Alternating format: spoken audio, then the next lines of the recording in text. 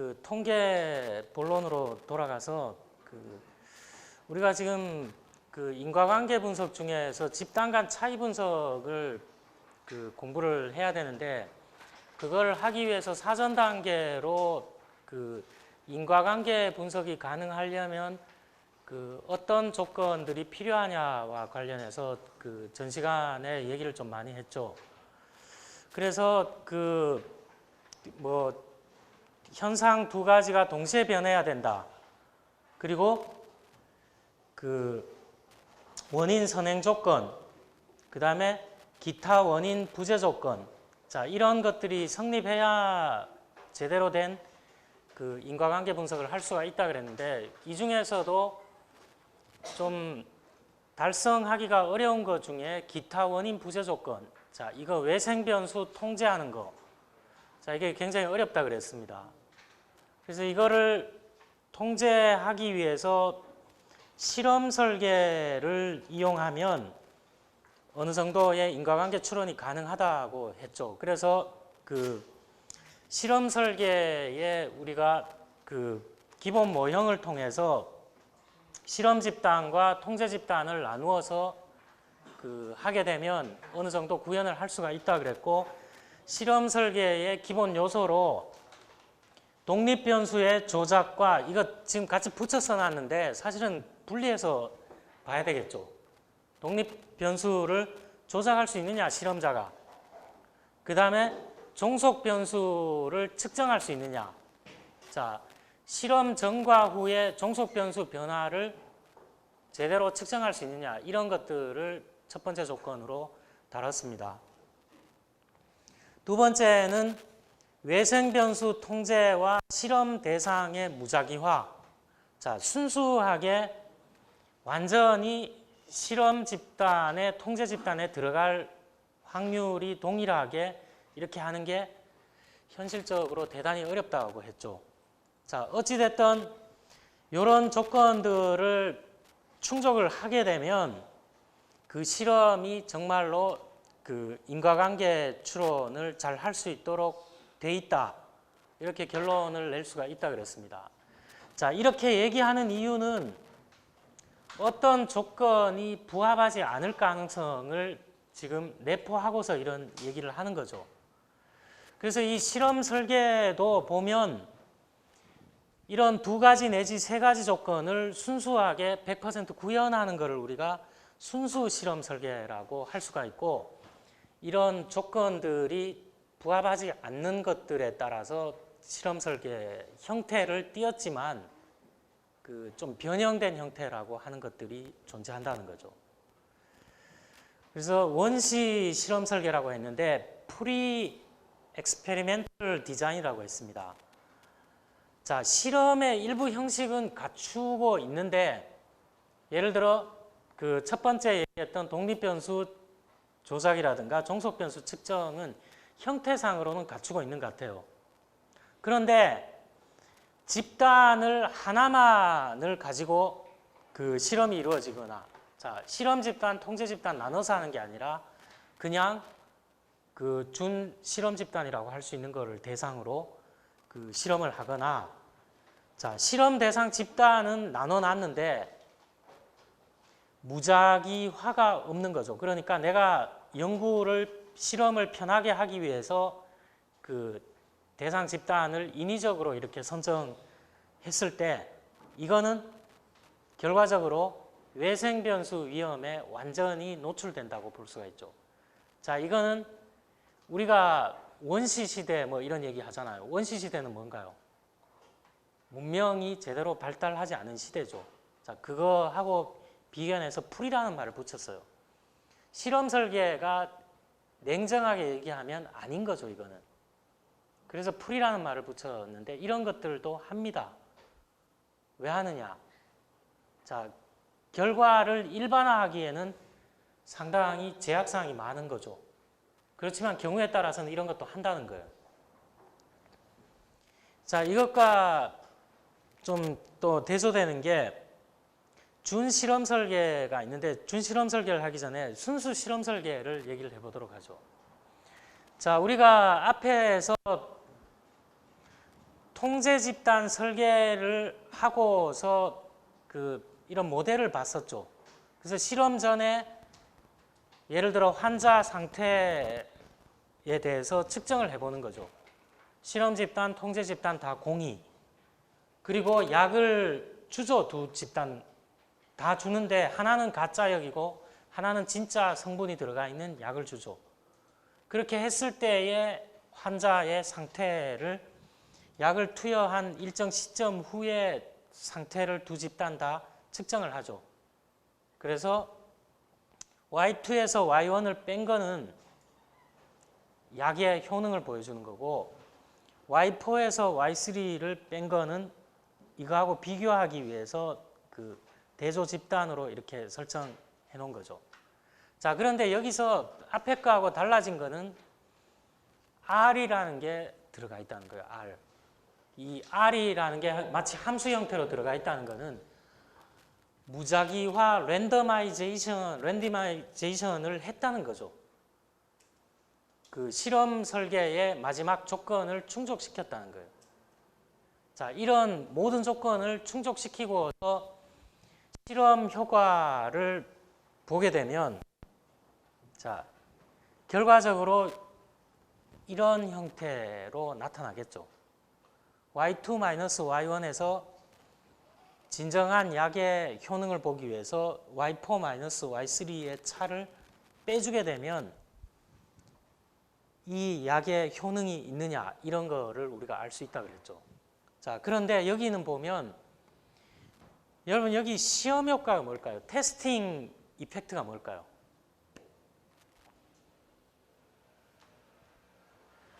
자, 독립변수의 효과는 우리가 예를 든 거에 신약의 효과라고 볼 수가 있겠죠. 근데 여기에는 신약의 효과와 다른 효과가 같이 들어가 있다는 거죠.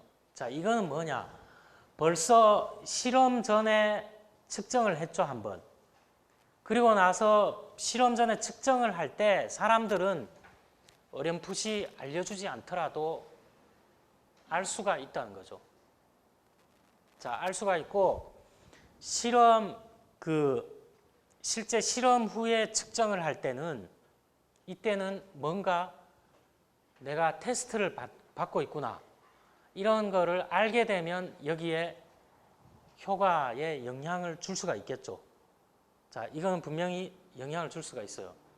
자, 외생변수 효과는 없더라도 뭔가의 효과를 줄 수가 있다는 거죠. 이런 것들을 시험 효과라고 그래요.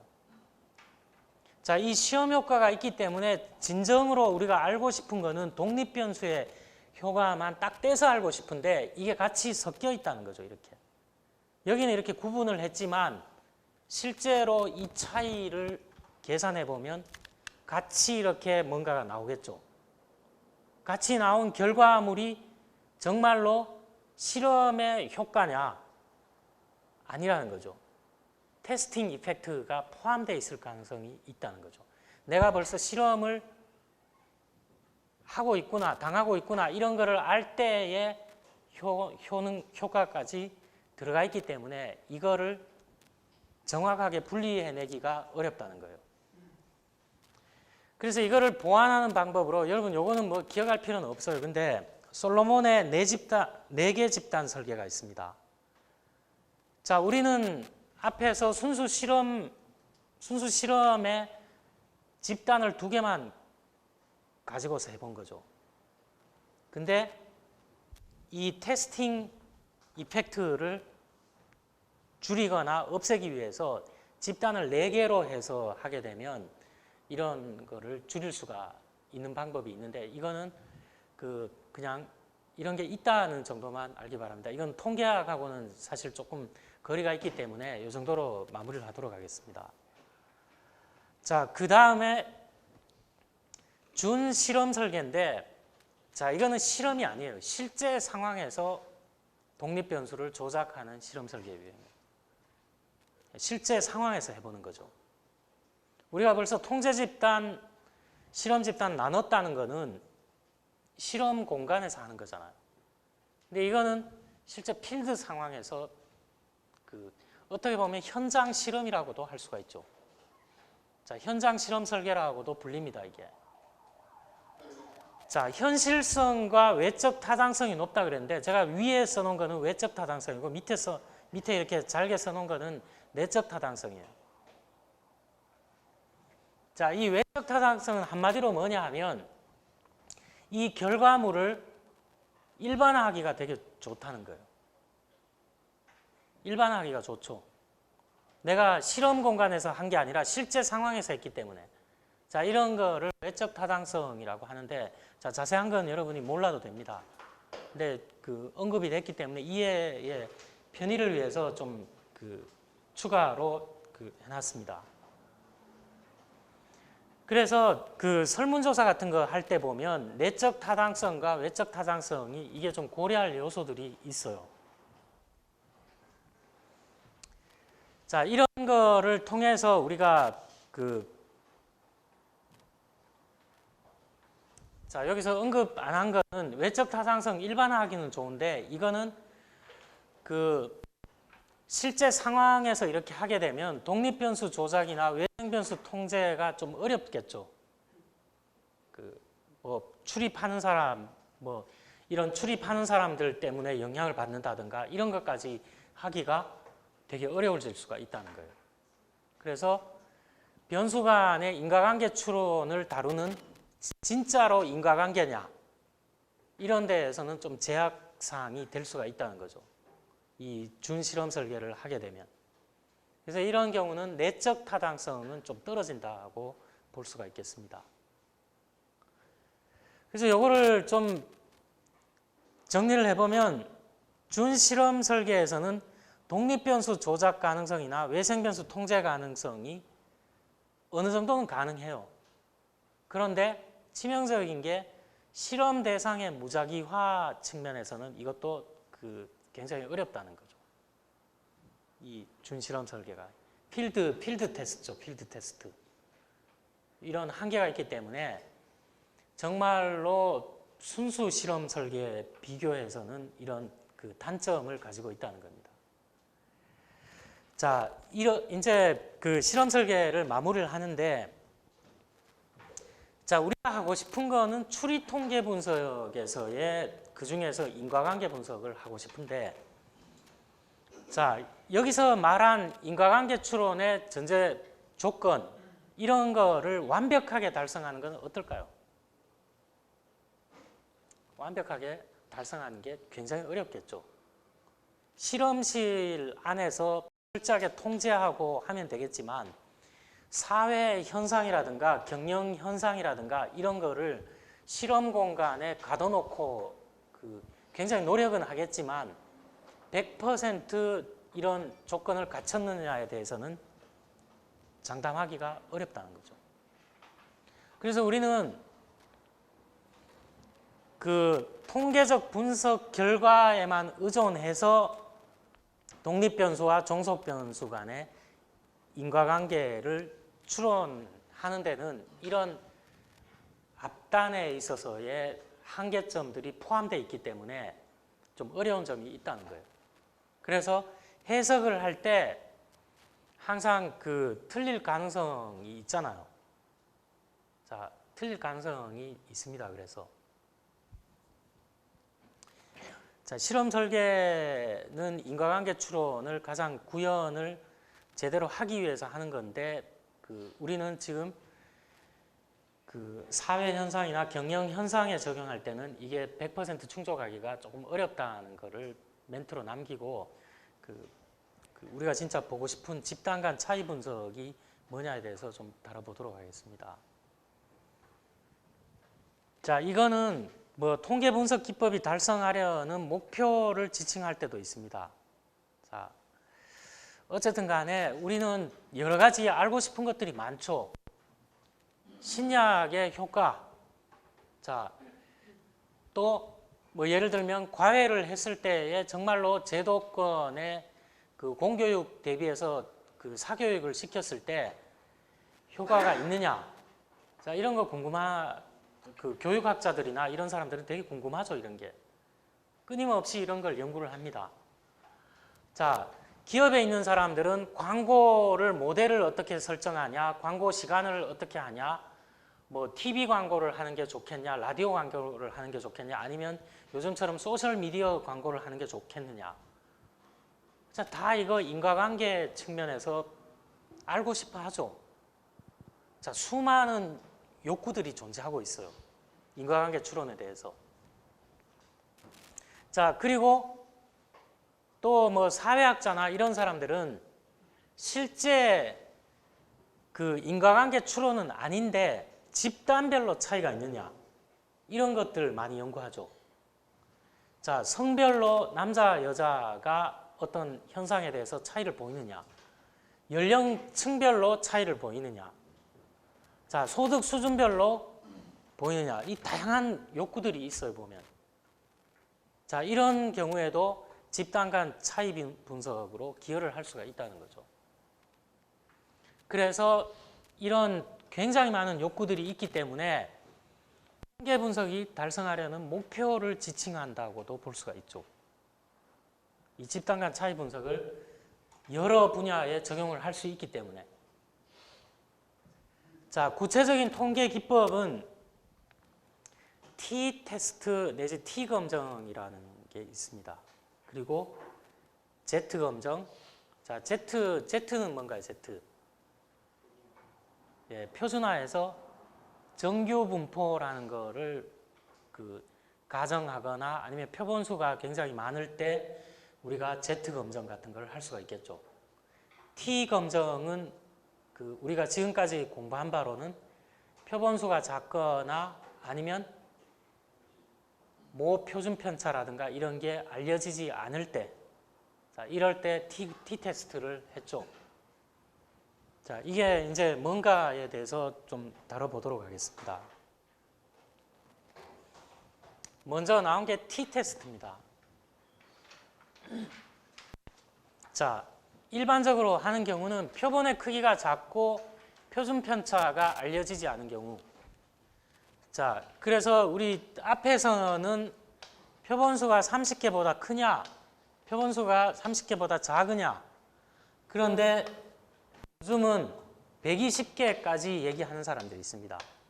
아니, 표본수가 30개는 너무 적은 거 아니냐. 표본 오차라든가 이런 게 너무 많이 발생하는 것 같다. 그래서 120개 이상 정도로 대표본이라고 하는 경우가 조금 유력하게 이렇게 대두되고 있죠. 자, 어찌됐든 간에 이런 경우에 T분포를 사용해서 단일 별량 가설 검정을 할 수가 있습니다. 자, 단일 별량은 변수가 한 개인 경우, 뭐 이렇게 얘기를 할 수가 있다는 거죠. 변수가 한 개인 경우는 어떤 경우일까요? 자, 이거는 얘가 나오면 하도록 하겠습니다. 자, 그런데 T검정에는 크게 세 가지의 유형이 있습니다. 세 가지 유형이 뭐냐? 자, 우리가 아니면 제가 계속 예를 들었던 거는 1번이에요, 1번. Independent Sample T-테스트라고 해서 독립표본 T-검정 얘기를 계속 예를 들었습니다. 자, 두 집단 간의 차이를 분석해주는 T-검정의 유형이에요. 자, 이거는 근데 가정이 필요합니다. 가정이 어떤 게 필요하냐? 두 집단의 모집단이 정규 분포를 이루고 두 집단의 분산이 동일하다는 가정이 필요해요. 자, 동일하다는 거는 여러분 두 집단의 분산이 완전히 똑같냐? 자, 완전히 똑같냐? 이런 얘기를 하는 건 아니에요. 통계적으로 동일하다고 간주할 수 있냐? 이 정도의 가정을 하고 있다는 거예요. 그리고 두 집단의 분산이 동일하지 않은 경우에도 기법들이 개발되어 있습니다. 이런 경우에도. 그러니까 두 집단의 분산이 동일하다는 이런 가정이 필요한데 가정이 지켜지지 않더라도 분석할 수 있는 툴은 나와 있다는 거예요. 자, 이거를 적용하려면 집단을 구분하는 변수, 자, 독립 변수는 명목 척도 수준에서 측정된 자료일 게 요구가 됩니다. 자, 종속 변수는 대신 등간 척도 이상으로 측정된 자료여야 여기 독립표본 T 검정이 의미를 가진다는 거예요. 자, 우리 그 샘플을 가지고 해석을 먼저 보도록 하죠. 오늘 좀 해석을 볼 텐데 그 실제 해보는 거는 이제 12월 8일 날 해보기로 했으니까 그때 해보기로 하고, 자, 그 다음에 두 번째 유형은, 자, 이게 그냥 영어로 때로는 원어로 이렇게 기억하는 게 편할 때가 있는데 그 되게 헷갈려요. 보면 번역을 해놓으면. 번역한 이거는 공통적으로 쓰기 때문에 그 알 필요는 있는데, 자, 두 번째 유형은 하나의 집단에 대해서 독립변수를 적용하기 전과 적용한 후의 종속 변수의 수준을 측정하고 이들의 차이가 통계적으로 의미 있게 큰 건가, 이런 거를 보는 거를 Paired Sample T-테스트라고 얘기를 합니다. 자, 광고 하기 전에 상품 선호도 조사해 볼 수가 있죠. 근데 광고를 하고 나서 상품 선호도를 측정을 해야 전과 후가 비교가 되겠죠. 자, 이런 경우에는 광고 전과 후의 선호도 측정 집단이 동일하죠. 동일하잖아요. 하나의 집단에 대해서 독립변수 적용인데 이 예에서는 뭔가요? 광고를 했을 때와 안 했을 때 그거잖아요. 이랬을 때 차이가 존재하느냐, 이런 거를 동일표본 T-테스트라고 얘기를 합니다.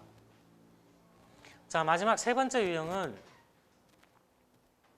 원 샘플 T-테스트입니다.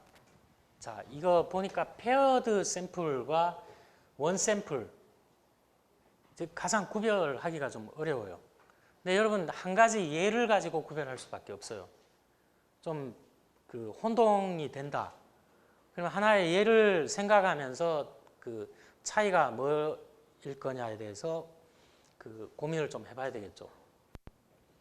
자, 하나의 표본 평균이 예측된 평균과 같은지 여부도 분석할 수 있는 방법이 존재하고 있죠.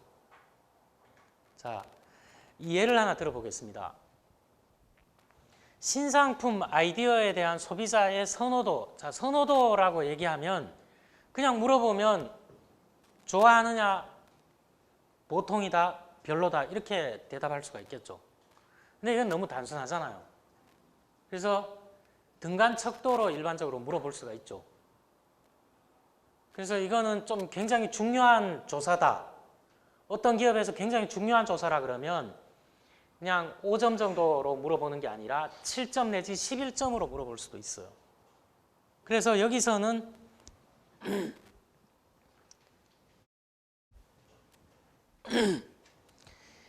그 10점 만점으로 물어봤어요. 이거는 0점부터 할 수도 있고 1점부터 할 수도 있는데, 자, 이거는 10점 만점으로 조사를 해봤다고 하죠.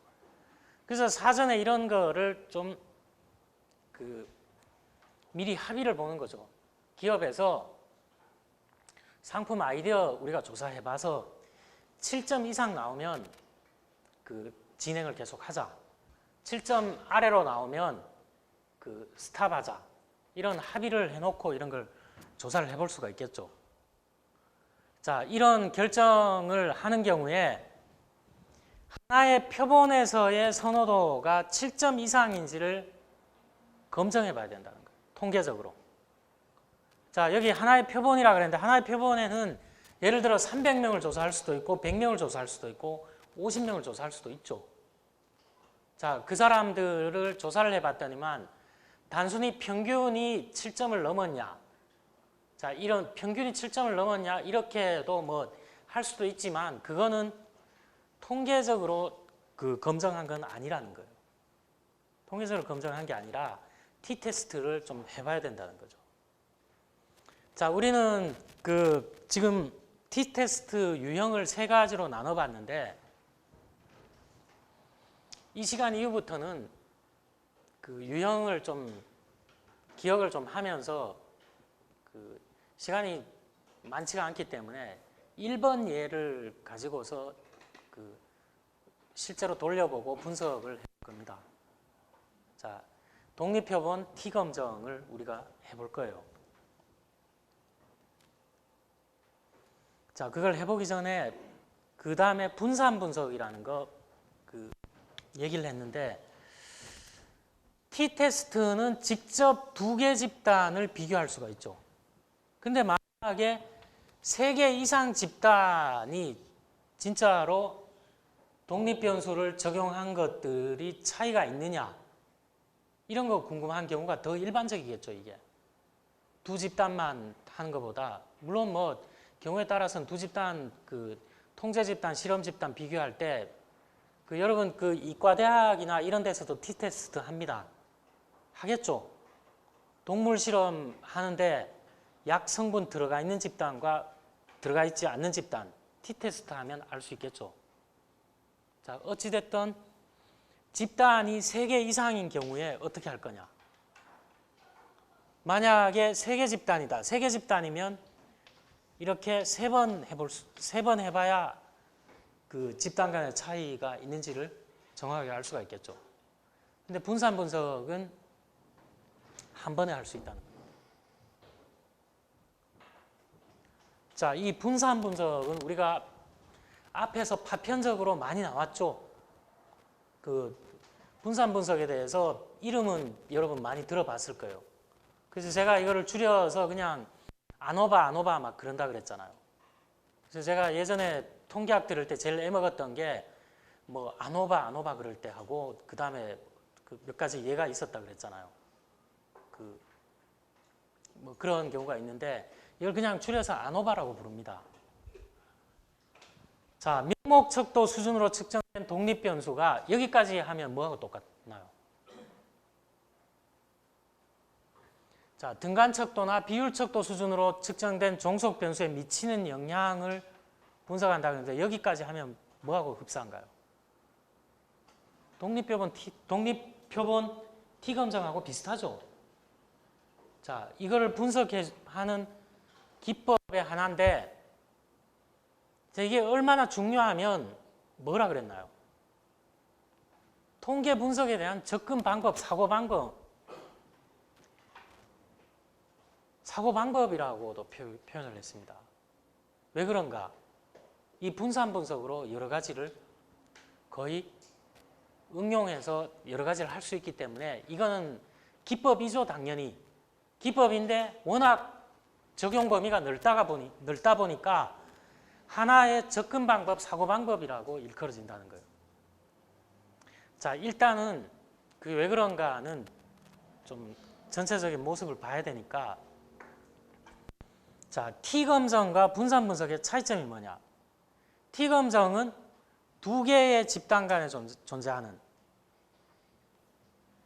종속 변수상의 차이를 분석해주는 기능을 수행하는 데 비해서 이거는 두 개 이상의 N개의 집단 간에 존재하는 차이를 분석해 준다는 거죠. 그래서 만약에 집단 1, 2, 3가 있다 그러면 T테스트를 하면 3번 해봐야 되는데 분산 분석은 한 번에 할 수 있다는 거죠. 자, 이거는 뭐 예로 든 거니까 넘어가 보도록 하겠습니다. 자, 그러면 분산 분석의 기본 원리는 뭐냐? 종속 변수의 변화, 그 종속 변수의 변화 폭인데 이건 분산을 가지고서 측정을 한다는 거예요. 이게 과연 독립 변수에 의해 주로 기인해서 발생한 거냐? 그래서 이거를 밝혀내는 건데, 이거를 잠깐 틀어서 얘기를 해보면 종속 변수 변화가 우연에 의해서 발생했냐, 필연에 의해서 발생했느냐. 자, 우리 카이제곱 검정할 때도 우연이냐 필연이냐 뭐 이런 거 했잖아요. 여기서도 설명 불가능한 변동폭보다는 독립 변수에서 의해서 변했다는 것은 설명이 가능하다는 거죠. 자, 이 우연에 의해서 야기된 것보다는 필연에 의해서 독립 변수로 설명 가능한 거에 의해서 변화했느냐. 자, 이거를 밝혀주는 분석 방법이라는 거예요. 그래서 이 우연에 의해서 발생한 분산은 뭐라고 할 수가 있나요? 비체계적 분산이라고 할 수 있어요. 그런데 독립 변수에 의해서 변화한 것은 체계적 분산이라고 할 수가 있습니다. 그래서 우리 그 앞에 그 6장인가요?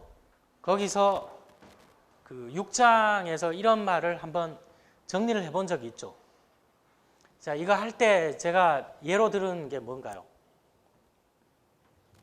자, 예로 든 거. 자, 5교시에 그 IQ 테스트를 하는데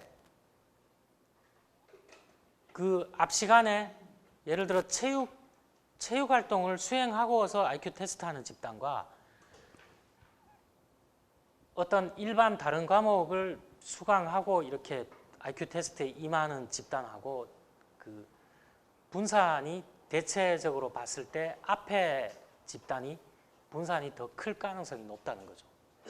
근데 거기 그 체육을 바로 직전에 체육 활동을 하고서 IQ 검사한 집단에는 설명이 불가능한 분산들이 섞여 있다는 거죠. 얘기를 해보면. 그 설명이 어려운 분산이 뭐냐? 비체계적 분산, 집단 내 분산, 오차 분산이라는 거예요. 이게 다 동일한 개념이에요. 그래서 연구하는 사람들은 정말로 집단 간 분산이 집단 내 분산, 이거를 다 소멸시킬 수는 없겠죠. 100% 소멸시킬 수는 없어요. 이거 되게 힘들겠죠. 그래서 집단 간 분산이 집단 내 분산보다 충분히 큰가? 여기서 말하는 게 그거죠. 종속 변수 변화폭이 우연보다는 필연에 의해 야기되고 이런 변화폭이 충분히 큰지를 분석하는 거예요. 그래서 기본 로직이 집단 간 분산을 집단 내 분산으로 나눠보면 되겠죠. 충분히 큰지 작은지를. 비교하는 방법 중에 이런 방법을 채택하고 있다는 거죠.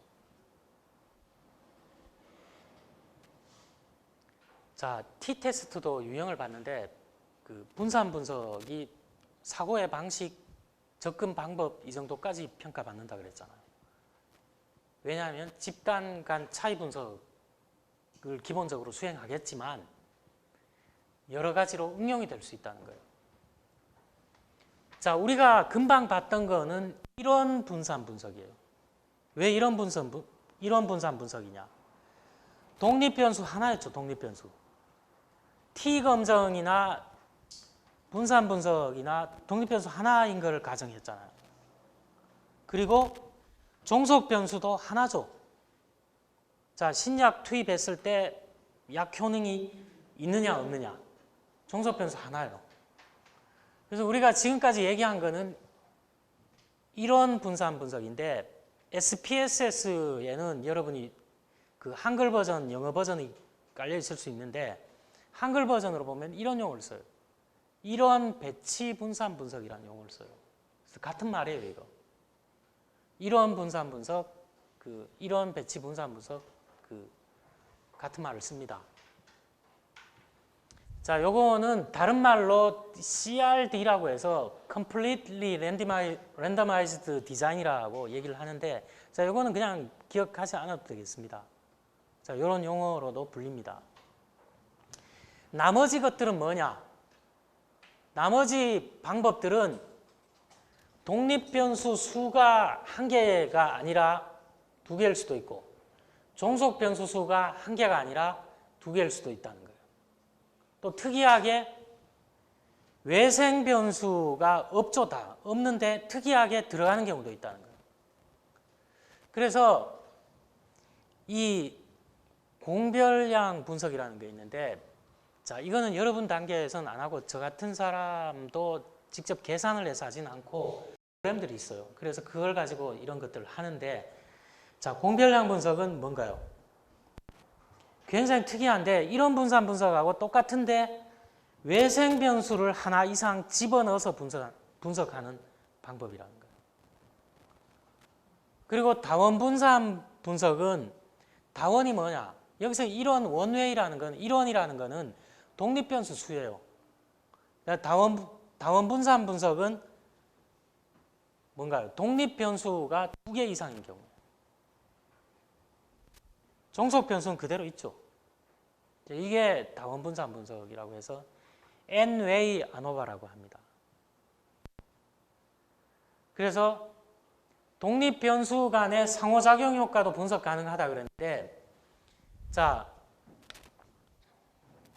여러분 우리가 지금까지 본 이런 분산 분석은 독립변수 하나하고 종속변수 하나죠. 그런데 여기서 다원 분산 분석은 독립변수가 2개 이상, 3개일 수도 있고 4개일 수도 있어요. 얘가 여기에 원인이 되느냐? 자, 원인이 여러 가지가 있을 때 우리는 그걸 뭐라 그러나요? 원인이 여러 가지 있을 때 이 원인에 해당하는 걸 팩터라 그러면, 제가 지금 그려놓은 이 그림은 팩터가 몇 개가 있나요? 팩터가 4개가 있죠, 4개가. 자, 독립변수가 하나 있을 때는 팩터라는 말을 안 쓰고 그냥 인디펜던트 베리어블 독립변수라 그러는데, 이 2개 이상일 때는 구별을 해야 되기 때문에 팩터가 1번부터 2번부터 3번까지 4번까지 있죠. 팩터가 하나, 둘, 셋, 4개가 있는 거잖아요. 그래서 다른 말로 팩터 설계라고 얘기를 합니다. 팩터 설계. 자, 이렇게 다른 용어로 쓴다는 거예요. 이거를 굉장히 일반화하면 어떻게 될까요? 독립변수가 여러 개 있다는 것은 종속변수도 여러 개 있을 수가 있죠. 자, 이런 그림으로 나타내 본다 그러면 이번엔 종속변수가 한 개가 아니라 2개, 3개일 수 있어요. 그래서 이 종속변수에는 얘하고 얘가 영향을 주고, 이 종속변수에는 얘하고 얘가 영향을 주더라. 그리고 이 종속변수에는 얘하고 예를 들어 얘가 영향을 주더라. 자, 이런 관계를 분석할 수 있겠죠, 이런 거. 분석할 수 있잖아요. 하나 예를 들어보면, 자, 시장 점유율이다, 매출액이다, 뭐 이거는 고객의 선호도다. 이렇게 했을 때 여기에 영향을 주는 것들은 많이 있을 수 있죠, 팩터가. 자, 이렇게 일반화한 거를 다별량 분산 분석이라고 합니다. 그래서 여러분이 통계학 책 이렇게 꽂혀 있는 거 이렇게 보면 제목이 다별량 분산 분석, 책 제목이 그렇게 돼 있어요. 이거를 확장했기 때문에. 독립변수도 여러 개, 종속변수도 여러 개. 자, 이런 경우가 더 일반적이겠죠. 어떤 통계 분석을 할 때 보면 이런 경우가 더 일반적이라는 거예요. 자, 어쨌든 우리는 통계의 기초를 다루고 있으니까 이 시간 이후부터는 이론 분산 분석을 다루는 거예요. 이론 분산 분석. 자, 분산 분석도 아까 T 검정도 가정이 필요했죠. T 검정 가정 그냥 딱 생각나는 거 하나 뭔가요? T 테스트 모집단으로부터의 뭐 분산이 동일하다 뭐 이런 거 있었죠. 자, 이 분산 분석도 아무 때나 그냥 하면 되는 게 아니라 각 집단의 모집단은 정규 분포를 따라야 된다는 거예요. 근데 이거는 해소가 되죠.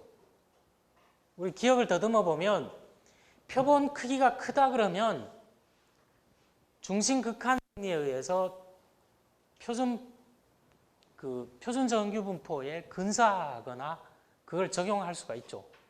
그래서 이거는 표본 크기만 크다 그러면 그냥 무시해도 될 정도의 가정이죠. 이거는. 근데 두 번째 가정은 뭐냐?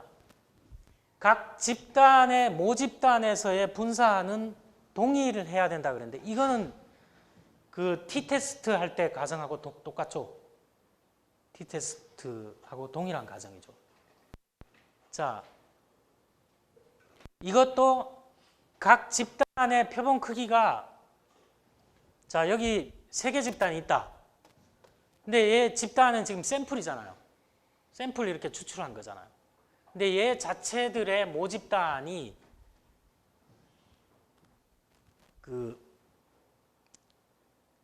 모집단이 있을 텐데, 여기서 말하는 거는 집단의 표본 크기가 어느 정도 비슷하다 그러면 이런 가정이 위배되더라도 분산 분석 적용이 가능하다는 거죠.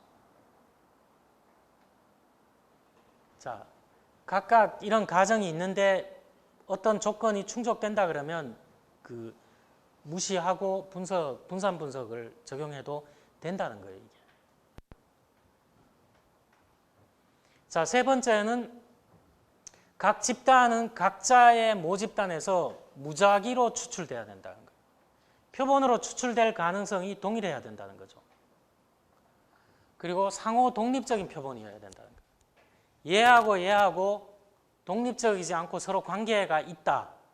이런 경우에는 분산 분석을 하게 되면 결과는 나올지 모르는데 잘못된 결과겠죠. 자, 수집된 자료가 요 세 번째 조건 위배하는 경우에 해석에 오류가 발생할 수 있다는 거예요. 해석은 해놨지만 그게 제대로 된 해석이 아니라는 거죠. 자, 이런 세 가지의 분산 분석의 기본 가정이 있는데, 자, 표본 크기가 크다거나 각 집단 표본 크기가 동일하다 그러면 1번, 2번은 해소가 되는 거고, 세 번째 가정은 좀 들여다볼 필요가 있다는 거죠. 자, 이 말은 다른 말로 하면 모집단에서 통계적 방법으로 추출이 돼야 된다는 걸 전제하고 있다는 거죠. 통계적 방법으로 추출 안 하고 비통계적 추출 방법, 편의 추출 방법이나 이런 것들로 추출하게 되면 결과가 나올지는 모르겠는데 상당히 왜곡된 결과가 나온다는 거죠.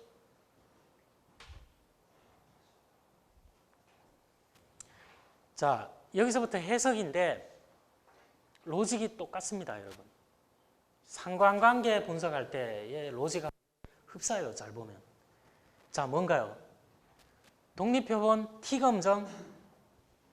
여기 읽어보면 앞에 하고 똑같죠? 이거 그냥 요약하면 뭔가요? 모집단에서 샘플을 추출해서 거기서 샘플의 표본 통계량을 구해서 모집단이 이럴 것이다.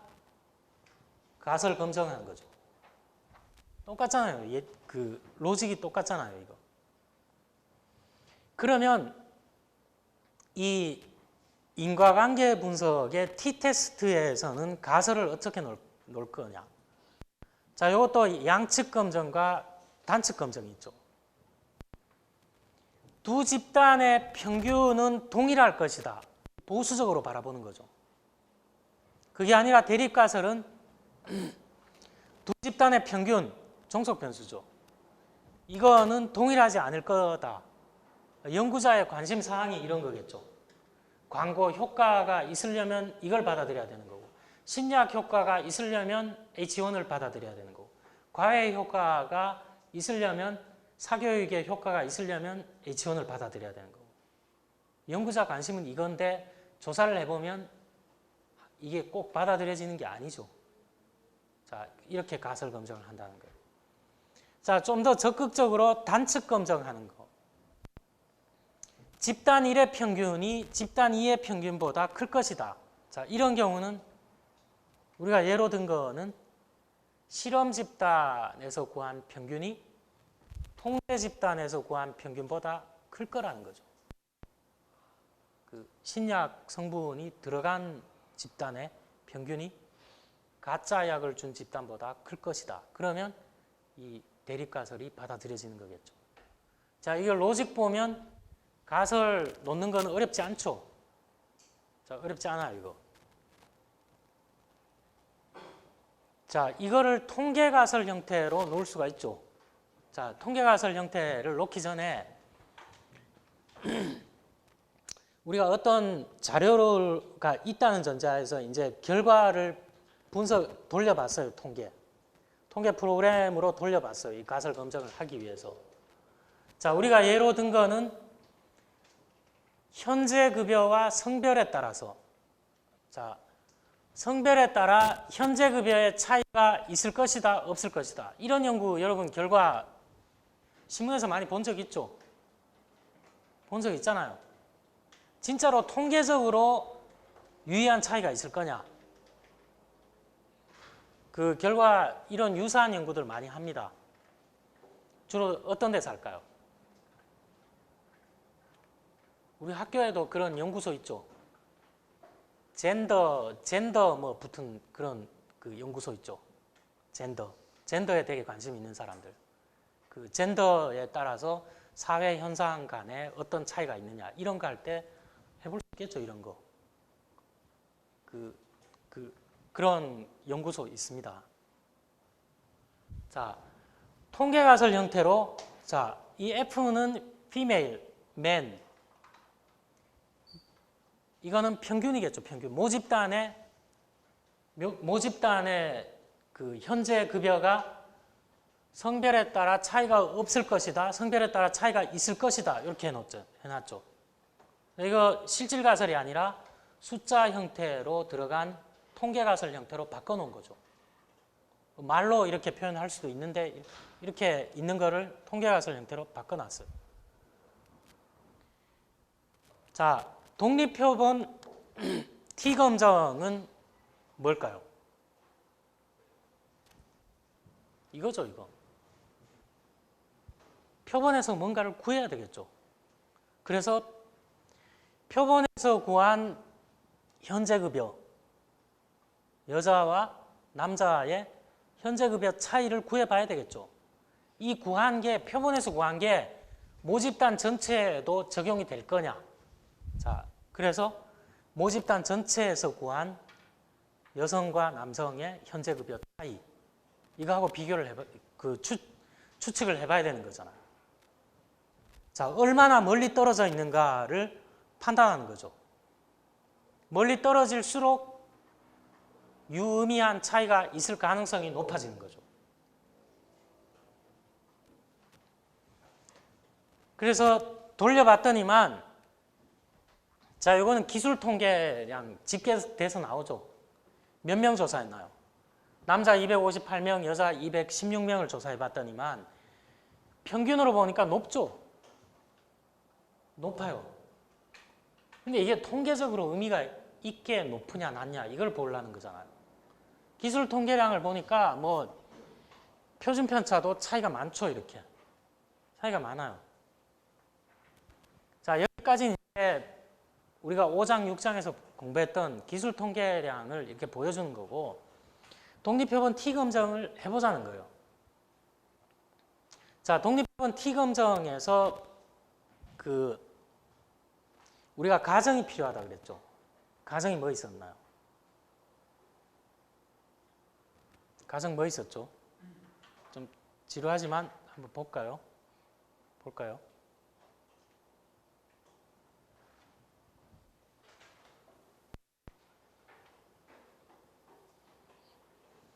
두 집단의 모집단이 정규 분포를 이루고, 두 집단의 분산이 동일하다는 가정이 필요하다 그랬죠.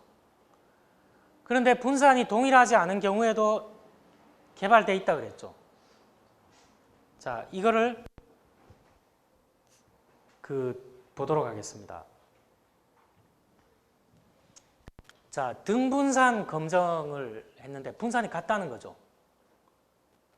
같을 등자예요. 분산이 두 집단 간의 분산이 같다는 거를 H0 가설로 놨는데, 이거를 이제 레빈이라는 사람이 이런 걸 개발했어요. 그래서 앞에 레빈이라는 사람 이름이 붙었는데, 등분산 검정을 했더니만 F 값이 모르겠는데 119점 몇이 나왔어요.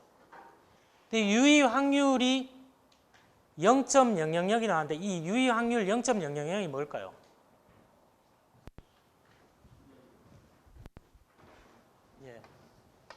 P-밸류가 0.000이 나왔어요. 등분산을 가정했는데 p-밸류가 0.000이 나왔다는 것은 알파보다 무척 작죠. 그렇게 되면 등분산을 가정했다는 건 H0 가설인데 이걸 어떻게 할 수 있다는 건가요?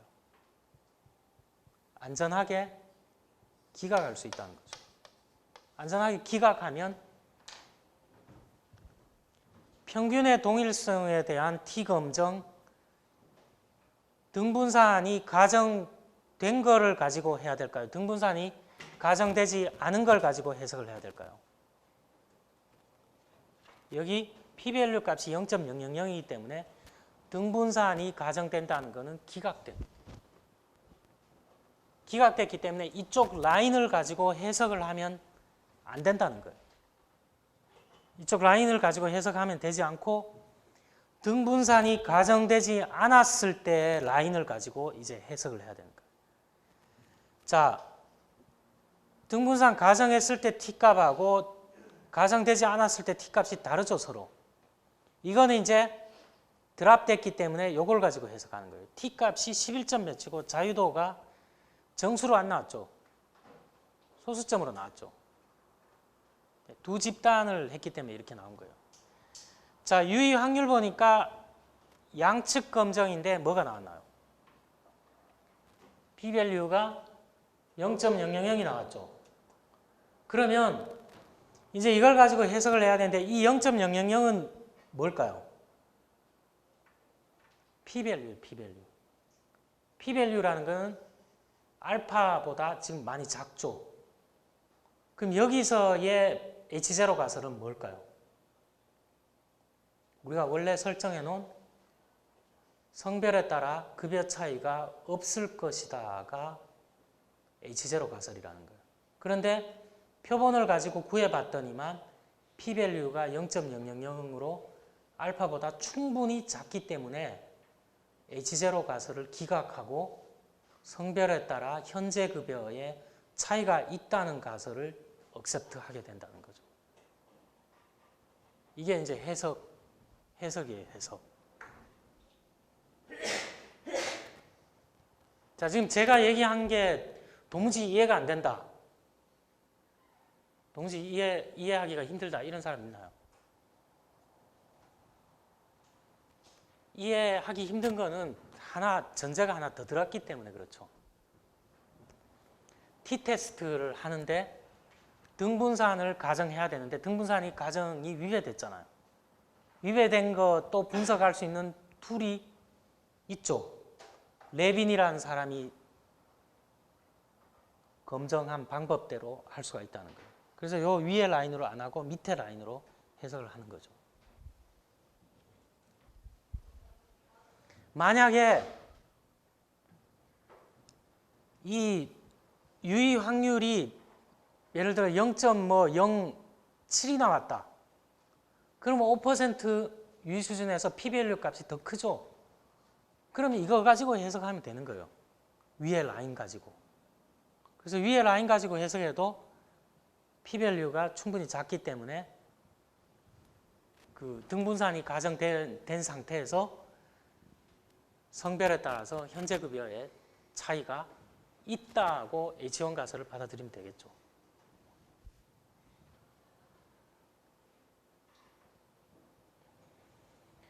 자, 오늘은 검정 통계 T-테스트까지만 얘기를 하고 마무리를 할 텐데, 자, 독립표본 T-검정의 검정 통계량 여기 이렇게 나왔다는 거는 여기 표현은 안 돼 있지만 우리는 편의상 뭘 비교하나요?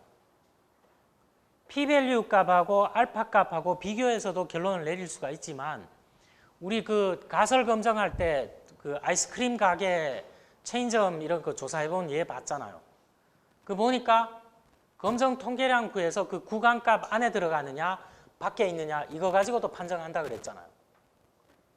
그래서 그걸 판정하기 위해서는 검정 통계량 값을 알아야 되는데 이 계산해서 주죠, 이렇게. 여기서 사용된 검정 통계량이 뭐냐? 이거예요, 이거.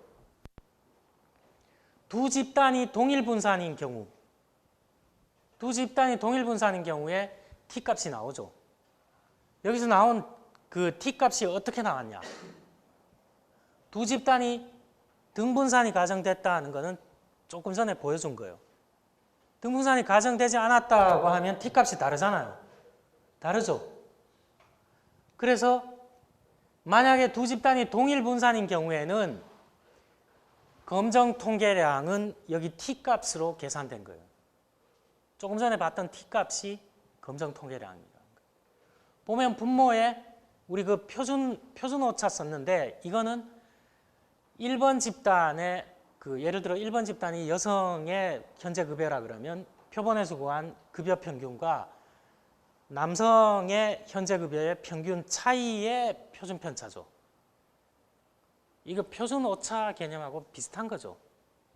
분모고 그다음에 분자가 뭔가요? 표본에서 구한 통계량과 모집단에서 구한 통계량의 차이잖아요. 검정 통계량 정의 자체가. 그래서 이렇게 구하는데 그러면 여기서 이 분산은 어떻게 구해졌을까요? 여기 표준 편차는 어떻게 구해졌을까요? 표준 편차 구하려면 분산을 구해야 되겠죠. 분산이 어떻다 그랬나요? 동일하다 그랬죠. 동일하면 이 1번 집단의 표본수 분의 그 S1 제곱이 돼야 되는데 S1 제곱이나 S2 제곱이나 같다 그랬잖아요. 그러니까 그 구별할 필요 없이 N1분의 S제곱, N2분의 S제곱 이렇게 되겠죠. 자, 그렇게 분산을 구해서 루트를 씌워서 표준 편차를 구할 수가 있었겠죠. 그래서 이거를 구해보면 여러분 그 분산 구하는 공식 알죠? N-1분의 편차에 제곱한 거 다 더한 거죠. 그 변수가 한 개일 때는. 근데 여기서는 지금 변수가 두 개죠. 여성 집단과 남성 집단이라는 변수가 두 개잖아요. 그러니까 여기 하나 분산 나오고 여기 하나 분산 나오겠죠. 그렇게 해서 합을 한 거잖아요, 이거. 자, 그런 개념. 이거 여러분 외우지는 마세요, 이거.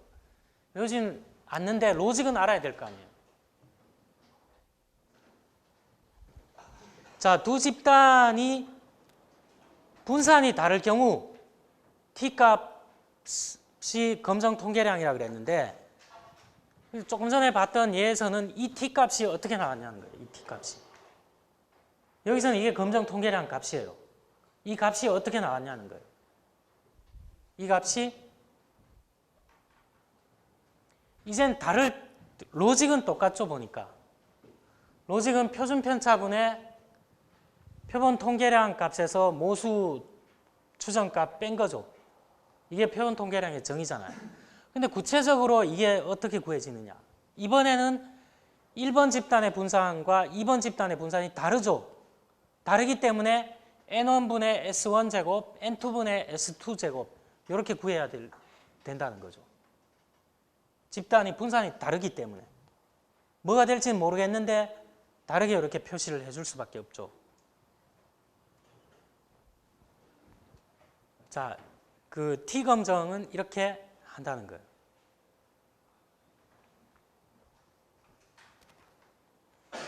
자, 여기 말한 거는 제가 이미 다 얘기를 했어요, 이거. 어떻게 해서 H1 가설을 어떻게 해서 받아들였느냐.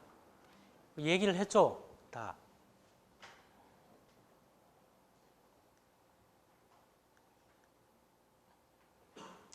자, 다시 한번 리뷰를 해보면 두 집단의 분산이 동일한지 여부를 확인할 필요가 있다 그랬죠. 그 T테스트의 그 가정이기 때문에. 근데 그게 위배되더라도 분석할 수 있는 기법이 레빈에 의해서 개발되어 있다 그랬잖아요. 그래서 우리가 그 돌려본 거는 등분산 가정이 위배됐죠. 그래서 그 밑에 있는 차이가 있을 때에 어떻게 T값을 구하느냐 해서 봤더니만 자, 기각하고 등분산이 가정되지 않은 경우에 T 검정 통계량 값 밑에 있던 11.688 값과 해당 유의 확률 p-밸류 값을 이용해서 가설 검정을 하고 있죠. 자, 그렇게 해봤더니만 유의 확률이 0.000으로 충분히 작기 때문에 1% 유의 수준을 놓더라도 알파보다 더 작죠. 틀릴 가능성이 굉장히 낮기 때문에 H0를 기각하고 성별에 따라서 현재 급여의 차이가 있을 것이다 라는 H1 가설을 채택하게 된다는 거예요. 로직 자체, 가설 검정 로직 자체는 단순하죠 보니까. 뭐 굉장히 막 새롭거나 뭐 상관관계 검정할 때 가설 놓는 거나 이거 놓는 거나 로직은 그대로죠. 그리고 분석하는 것도 샘플에서 구한 거 가지고 검정 통계량 값과 p-밸류 값 구해갖고 기준으로 놨던 거하고 비교하는 거. 똑같잖아요, 로직이. 결론도 어떤가요?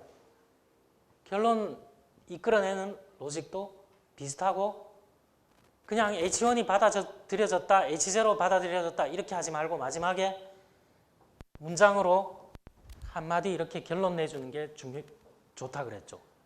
이해하기 쉽도록. 자, 기본 똑같아요. 여러분 나중에 회귀 분석할 때도 똑같습니다. 이런 로직은.